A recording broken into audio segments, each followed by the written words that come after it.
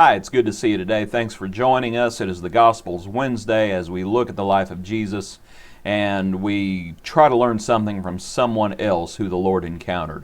The Apostle Paul, who witnessed the resurrected Christ, he would say, "Imitate me as I imitate Christ." Sometimes we imitate the apostles when they did not imitate Christ. The apostles were not perfect men. The Lord was teaching them. The Lord was trying to complete them. He was trying to perfect them.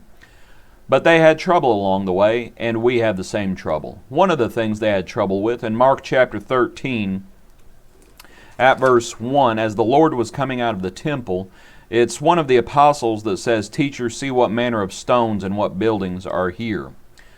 They were having trouble understanding that the Lord's kingdom was not an earthly kingdom. They were having trouble understanding that God does not dwell in temples made with hands.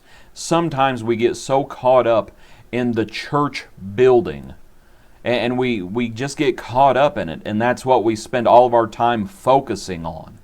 And the Lord has to remind us that His kingdom, it's not an earthly kingdom. God does not dwell in temples made with hands.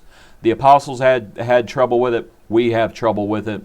We have to think better. We have to do better. We have to follow the Lord and listen to Him. Something else they had trouble with. In Mark chapter 9, back just a couple pages, they found a man in verses 38 through 41. They found a man who was doing miracles in the name of the Lord. And they forbid him from doing that because they did not know who the man was.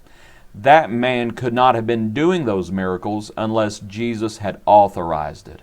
Just because the apostles did not know who He was, that did not mean that Jesus did not know who He was. Obviously, He did. See, sometimes, not only do we see it as an earthly kingdom, we see it as our kingdom. And that means we get to decide who is in and who is out. We need to understand that Jesus is the head of the church.